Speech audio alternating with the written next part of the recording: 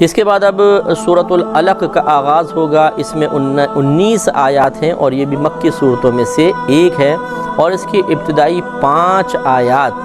سب سے پہلے نازل ہوئیں۔ سب سے پہلے وحی جو آئی تھی کہ نبی کریم صلی اللہ علیہ وسلم غار حرا میں تھے، تو حضرت جبریل امین آئے اور آپ سے کہا کہ آپ پڑھیے اقرأ بسم ربک الذی خلق۔ تو نبی کریم صلی اللہ علیہ وسلم نے ارشاد فرمایا کہ میں پڑھا ہوا نہیں ہوں، یعنی میں پڑھنے پہ قدرت حاصل نہیں کر پا رہا ہوں۔ تو آپ کو انہوں نے سینے سے لگایا، زور سے دبایا، چھوڑ دیا،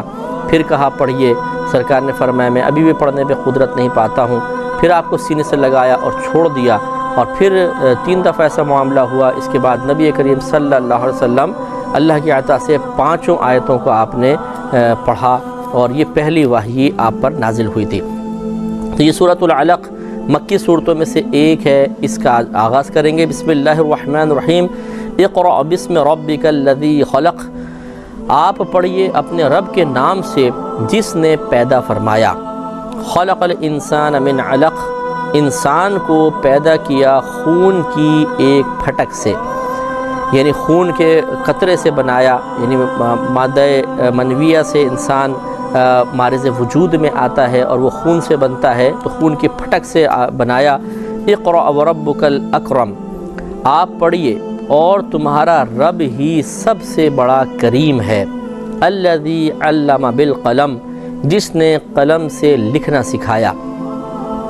اور یہ بڑی اللہ کی کرم نوازی، اگر یہ قلم نہ ہوتا، اب تو خیر کمپیوٹر کا دور آ گیا، تو یہ علوم بھی محفوظ نہ رہتے۔ تو اللہ تعالیٰ نے خصوصی طور پہ اس انعام کا تذکرہ فرمایا کہ جس نے قلم سے لکھنا سکھایا۔ یہ کوئی معمولی بات نہیں، بہت بڑی چیز ہے کہ پوری معلومات، پورا دین ہمارا جو محفوظ رہا وہ قلموں کی برکت سے رہا، کیونکہ حافظے اتنے قوی نہیں ہوتے ہیں، اور جو ہوتے بھی تھے پہلے دور میں تو آہستہ آہستہ حافظوں کے اندر کمی پیدا ہوتی رہی۔ اگر اس دین کو قلم کے ذریعے محفوظ نہ رکھا جاتا تو ایک وقت آتا کہ یہ ذہنوں کے اندر رہتا، اور پھر اگر وہ شخص کا انتقال ہو جاتا تو اسی ذہن کے ساتھ وہ قبر میں چلا جاتا۔ تو اللہ کا بڑا کرم ہوا کہ اس نے قلم کا الہام فرمایا، اس سے لکھنے کا طریقہ ہمیں الہام فرمایا، اور یہ دین بھی محفوظ ہو گیا، اور دنیاوی ترقیاں بھی اسی کی ممنون نظر آتی ہیں کہ وہ بھی جتنے فارمولاز وغیرہ تھے، جتنے پیچھے تعلیمات تھیں جو دنیاوی ترقی کے لیے کام ہوا، وہ بھی تحریری شکل میں نہ ہوتا تو بعد میں آنے والے اس کو اپنے تحقیق کی بنیاد بنا کر آگے نہ بڑھ پاتے، اور یہ جو ہم دنیاوی ترقی کے ذریعے ہزاروں آسانیاں حاصل کرتے ہیں، ہزاروں پریشانیوں سے بچ جاتے ہیں، یہ چیزیں بھی حاصل نہ ہو پاتی۔ اس لیے خصوصی طور پہ اللہ تعالیٰ نے اس کا تذکرہ فرمایا، علم الانسان ما لم یعلم، یہ آدمی کو سکھا دیا، انسان کو سکھا دیا وہ جو نہیں جانتا تھا، یعنی جو وہ نہیں جانتا تھا سب سکھا دیا۔ یا تو اس سے مراد آدم علیہ السلام ہیں کہ وہ بہت سی چیزیں نہیں جانتے تھے، ہم نے ان کو سکھا دیا، اور یا اس سے مراد نبی کریم صلی اللہ علیہ وسلم ہیں کہ شروع میں ہم یہی اہل اسلام کا ایک عقیدہ یا نظریہ ہے کہ ہمارے نبی کریم صلی اللہ علیہ وسلم کو تمام علوم ایک ساتھ عطا نہیں کیے گئے ہیں، بلکہ بتدریج عطا کیے گئے ہیں، تھوڑا تھوڑا علم دیا گیا اور آپ کی علمی ترقی ہوتی رہی۔ تو لیکن اللہ نے فرمایا کہ ہم نے آدمی کو سکھا دیا جو وہ نہیں جانتا تھا۔ اس کا مطلب یہ کہ جو کچھ نبی کریم صلی اللہ علیہ وسلم کو علم نہیں تھا، اللہ نے آپ کو عطا فرما دیا۔ تو اس سے معلوم ہوا کہ ہمارے نبی کریم تمام علوم کے حامل ہیں، اور جو اللہ تعالیٰ نے آپ کو عطا فرمایا وہ تمام علوم آپ کو حاصل ہو گئے۔ کلا ان الانسان لیطغی، ہاں بے شک آدمی ضرور سرکشی کرتا ہے، اور اس سے مراد مفسر فرماتے ہیں کہ یہ ابو جہل کے لیے نازل ہوئیں کہ ابو جہل پہلے اتنا امیر نہیں تھا، لیکن جب اس کے پاس پیسہ آنا شروع ہوا تو تکبر بڑھ گیا، اور اس نے مختلف چیزوں میں غلط کاموں میں پیسہ صرف کرنا شروع کیا، اور اسی تکبر کی بنا پر پھر اس نے ایمان بھی قبول نہیں کیا۔ تو اس کی مذمت مقصود ہے، کلا ان الانسان لیطغی،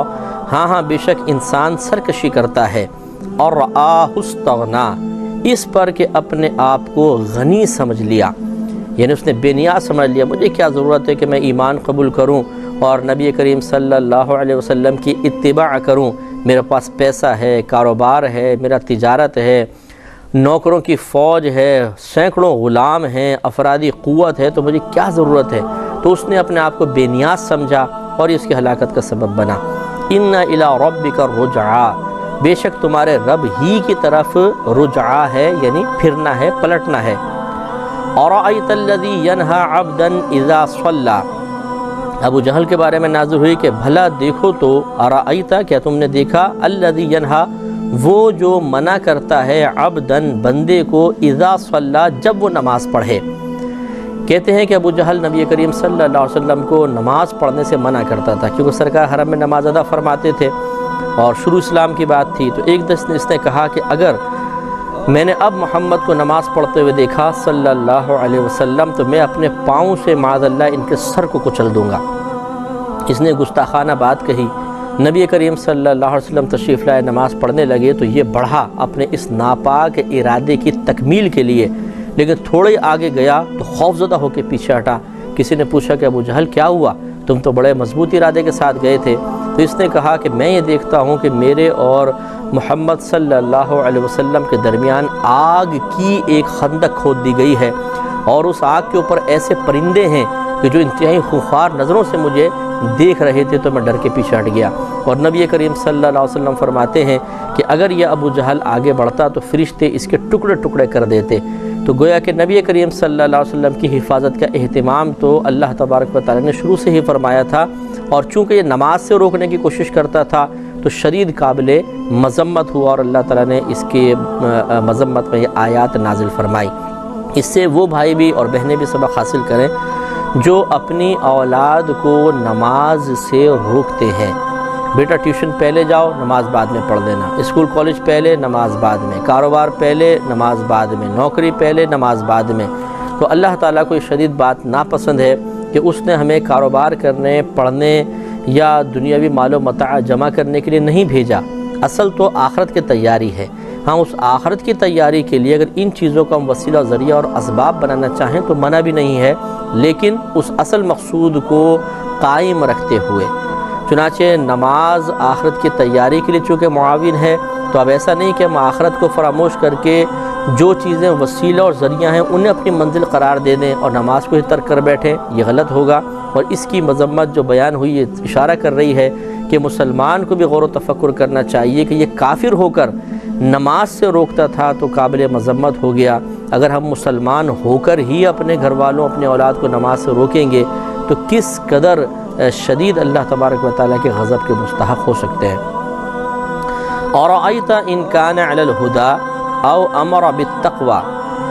ذرا دیکھو کہ اگر وہ ہدایت پر ہوتا یا تقوی کا حکم دیتا، یہ صرف شرط بیان کی، جزا بیان نہیں کی، تو مراد یہ تو کیا خوب ہوتا، یعنی یہ کہنا کہ مقصود ہے کہ اگر یہ ہدایت پر ہوتا اور تقوی کا حکم دیتا تو کتنا اچھا ہوتا، لیکن ایسا نہ ہوا۔ اَرَأَيْتَ إِنْ كَذَّبَ وَتَوَلَّىٰ، اور ذرا دیکھو تو اگر اس نے جھٹلایا اور منہ پھیرا تو اس کا کیا حال ہوگا۔ یہ جزم یہاں محذوف ہے کہ اگر اس نے جھٹلایا اور منہ پھیرا، جھٹلایا یعنی نبی کریم صلی اللہ علیہ وسلم کو اور قرآن کو، اور منہ پھیرا یعنی اللہ تعالیٰ کی نصیحت سے، اسلام سے منہ پھیرا، تو اس کا کیا انجام ہوگا۔ الم یعلم بان اللہ یرا، کیا وہ نہیں جانتا اس بات کو کہ اللہ تبارک و تعالی دیکھ رہا ہے۔ کلا، ہاں لئن لم ینتہی، اگر یہ روکنے سے باز نہ آیا، یعنی نماز پڑھنے سے روکنے سے باز نہ آیا، لنصفعا بالناصیہ، تو ضرور ہم پیشانی کے بال پکڑ کر کھینچیں گے، یعنی بروز قیامت فرشتوں کو حکم دیا جائے گا اور اس کو بالوں سے گھسیٹا جائے گا۔ ناصیۃ کاذبۃ خاطئہ، کیسی پیشانی؟ جھوٹی خطا کار پیشانی، یعنی پیشانی کا ذکر کر کے کل مراد لیا جا رہا ہے، یہاں پہ جز بول کر کل مراد لے رہے ہیں۔ تو یہ کیسا خطا کار، کیسی پیشانی ہے، کس شخص کی پیشانی ہے جو جھوٹا ہے، خطا کار ہے، اس شخص کو بروز قیامت پکڑا جائے گا۔ اور مراد ابو جہل ہے، لیکن حکم عام ہے کہ جو بھی دین اسلام کی ترقی کی راہ میں رکاوٹ بنے یا عبادات کے قیام ان کو قائم کرنے کی راہ میں رکاوٹ بنے گا، اس کا انجام یہ ہو سکتا ہے۔ فَلْيَدْعُ نَادِيَهُ، تو چاہیے کہ وہ پکار لے اپنی مجلس کو، نبی کریم صلی اللہ علیہ وسلم نے جب اس کو ڈانٹا کہ تم میرے نماز سے اس کو روکنے کی کوشش کر رہا تھا، سرکار نے اس کو دھتکار دیا، تو اس نے کہا اچھا میں ابھی پھر آواز دیتا ہوں اپنے ہم مجلسوں کو، اور وہ پوری کی پوری فوج ہے اور وہ آپ پر حملہ کرے گی۔ تو اللہ تعالیٰ نے ارشاد فرمایا فَلْيَدْعُ نَادِيَهُ، تو چاہیے کہ وہ بلا لے اپنی مجلس کو، سَنَدْعُ الزَّبَانِيَّةَ، ابھی ہم اپنے سپاہیوں کو بلاتے ہیں، یعنی ہم پھر فرشتے بھیجتے ہیں، کلا ہاں کیوں نہیں، لا تطیعہ، اے حبیب کریم صلی اللہ علیہ وسلم آپ ہرگز اس کی اطاعت نہ کریں، اس کی بات نہ سنیں، واسجد، اور سجدہ کیجئے، وقترب، اور ہمارا قرب حاصل کیجئے۔ یہ آیت سجدہ تھی، انشاءاللہ میں بھی سجدہ کروں گا، جو بھائی بہن سن رہے ہیں اگر چاہیں تو احتیاطاً سجدہ کر لیں، اگرچہ ریکارڈڈ چیز کو سننے پر سجدہ وغیرہ لازم نہیں ہوتا، یہ پروگرام ہمارے ریکارڈڈ ہوتے ہیں، لائیو نہیں ہوتے ہیں، لیکن پھر